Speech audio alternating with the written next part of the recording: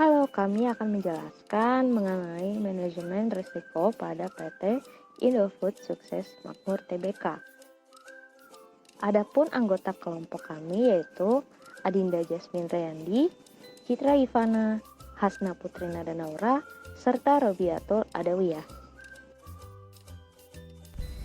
Yang pertama yaitu ada penetapan konteks. Penetapan konteks risiko harus ditetapkan dari pemahaman lingkungan baik secara internal maupun eksternal, serta harus mencerminkan lingkungan spesifik dari kegiatan yang akan diterapkan proses manajemen risiko.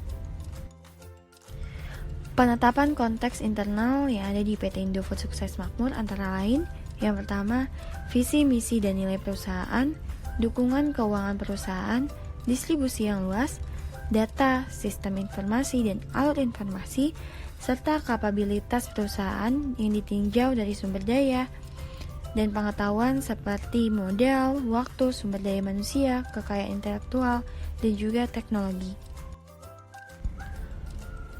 Penetapan konteks eksternal PT Indofood Sukses Makmur. Yang pertama, ada faktor sosial, budaya, politik, hukum, regulasi, keuangan, teknologi, ekonomi, dan lingkungan baik secara internasional, nasional, regional, maupun secara lokal. Yang kedua yaitu penggerak dan tren utama yang mempengaruhi sasaran pasar. Yang ketiga, hubungan dan komitmen kontraktual. Yang keempat, ada faktor alam. Dan yang terakhir, kompetitor yang memiliki produk berkualitas dengan iklan yang agresif. Identifikasi risiko. Identifikasi risiko bertujuan untuk mengidentifikasi seluruh jenis risiko yang berpotensi menghalangi, menurunkan, atau menunda tercapainya sasaran. Risiko keamanan pangan. Perseroan menghadapi risiko yang berhubungan dengan keamanan produk barang jadi yang dipasarkan. Kemudian, faktor higienis juga sangat mempengaruhi dan tidak menutup kemungkinan bahwa produk makanan tersebut dapat tercemar ataupun terkena isu negatif lainnya. Risiko fluktuasi harga bahan baku dan komoditas. Harga dan biaya produksi perseroan dipengaruhi oleh harga bahan baku di pasar internasional. Harga tersebut dipengaruhi oleh beberapa faktor. Fluktuasi harga bahan baku di pasar internasional dan depresiasi nilai tukar rupiah terhadap mata uang asing dapat memberikan dampak negatif terhadap kegiatan operasional dan kondisi keuangan perseroan. Risiko peningkatan kompetensi pada segmen usaha. Sebagian besar produk perseroan menghadapi kompetisi baik dari perusahaan lokal maupun internasional. Peningkatan kompetisi tersebut dapat mempengaruhi kemampuan perseroan untuk mempertahankan atau menaikkan pendapatannya. Risiko sukses dan keterampilan tenaga kerja. Perseroan menyadari risiko kegagalan pengembangan karyawan atau mempertahankan tenaga kerja bertalenta dapat mempengaruhi kegiatan bisnis, daya saing, dan pertumbuhan perseroan secara nyata. Yang terakhir, risiko bencana alam, iklim, dan cuaca ekstrem. Letak Indonesia yang berada di zona pertemuan dari 3 lempeng bumi, utama yang berpotensi mengalami gempa bumi, tsunami, gelombang laut, dan letusan gunung berapi. Hal ini dapat terjadi di luar kendali perseroan dan dapat membahayakan keselamatan karyawan. Kemudian merusak fasilitas, juga mengganggu jalur distribusi. Selain itu, beberapa kegiatan usaha dan hasil operasional perseroan juga sangat bergantung pada iklim dan kondisi cuaca. Setelah melakukan penetapan konteks dan mengidentifikasi risiko, maka langkah selanjutnya yang akan dilakukan adalah menganalisis risiko, di mana analisis ini bertujuan untuk mengetahui profil dan peta dari risiko-risiko yang ada, kemudian akan digunakan dalam proses evaluasi dan strategi penanganan risiko. Yang pertama ada analisis dari risiko keamanan pangan. Tingkat kemungkinan terjadinya produk makanan tercemar bahkan terkena isu negatif lainnya rendah. Dengan tingkat pengaruh dampak negatif kegiatan usaha dan operasional perseroan tersebut tinggi. Selanjutnya ada analisis dari risiko fluktuasi harga bahan baku dan komoditas. Melihat banyaknya faktor penyebab dari risiko ini, maka tingkat kemungkinan terjadi tinggi dengan tingkat pengaruh terhadap sasarannya tinggi. Yang ketiga ada analisis dari risiko peningkatan kompetisi pada segmen usaha.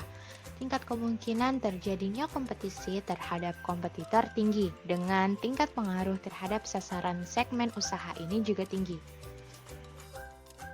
Selanjutnya, analisis dari risiko sukses dan keterampilan tenaga kerja. Setelah dilakukan analisis, maka dapat diketahui bahwa tingkat kemungkinan terjadinya kegagalan dalam pengembangan karyawan tinggi, dengan tingkat pengaruh terhadap sasarannya pun tinggi. Yang terakhir, ada analisis dari risiko bencana alam, iklim, dan cuaca ekstrim. Melihat dari banyaknya faktor penyebab akan terjadinya resiko ini banyak, maka tingkat kemungkinan yang akan terjadi tinggi. Kemudian tingkat pengaruh terhadap sasarannya pun tinggi. Selanjutnya yaitu evaluasi resiko. Evaluasi resiko adalah tahapan membandingkan atau mengurutkan level resiko yang ditemukan selama proses analisis.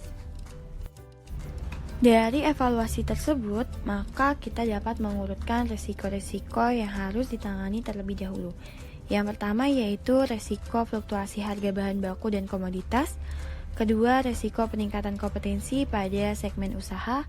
Ketiga, resiko bencana alam, iklim, dan cuaca ekstrim. Yang keempat, resiko suksesi dan keterampilan tenaga kerja. Dan yang kelima, resiko keamanan pangan. Selanjutnya adalah mitigasi resiko. Mitigasi resiko adalah tindakan terencana untuk mencegah terjadinya resiko-resiko tersebut. Yang pertama adalah mitigasi dari risiko keamanan pangan. Mitigasi risiko keamanan pangan dapat dilakukan dengan cara sebagai berikut. Yang pertama yaitu kita bisa melakukan Threat Analysis Critical Control Point atau TACCP secara rutin.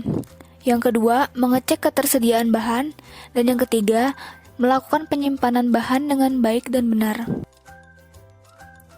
Yang kedua yaitu mitigasi risiko fluktuasi harga bahan baku dan komoditas. Yang pertama, kita dapat bekerja sama dengan petani dan pemasok. Yang kedua, melakukan simulasi harga bahan baku terhadap harga jual. Yang ketiga, melakukan kontrak kerjasama dengan perusahaan dalam dan luar negeri. Dan yang terakhir, menggunakan bahan baku substitusi tanpa mengurangi kualitas dari produk tersebut. Selanjutnya, mitigasi dari risiko peningkatan kompetensi pada segmen usaha. Yang perusahaan dapat lakukan yaitu sebagai berikut. Yang pertama, perusahaan dapat memproduksi produk sesuai dengan kebutuhan dan selera konsumen. Yang kedua, perusahaan selalu melakukan inovasi untuk menghasilkan produk yang baru dan unggul. Yang ketiga, mempertahankan dan meningkatkan kualitas dari produk-produk yang telah diproduksi. Yang keempat, menerapkan program-program efisiensi biaya untuk meningkatkan daya saing. Next, mitigasi resiko sukses dan keterampilan tenaga kerja. Yang pertama, menyediakan program pelatihan profesional untuk karyawan-karyawan PT Indofood. Yang kedua, pengembangan karyawan berkelanjutan. Yang terakhir adalah mitigasi risiko bencana alam, iklim, dan cuaca ekstrim. Yang pertama, hal yang dapat perusahaan lakukan adalah dengan mendaftarkan asuransi untuk perusahaan. Yang kedua, melakukan kajian atau pelatihan terhadap perlindungan bencana alam, asuransi, dan implementasi sistem penanggulangan krisis. Dan yang ketiga, perusahaan dapat memberikan pelatihan bagi karyawan untuk mencegah terjadinya kecelakaan saat ada bencana alam. Sekian hasil diskusi dari kelompok kami mengenai manajemen risiko pada PT Indofood Sukses Makmur. Terima kasih.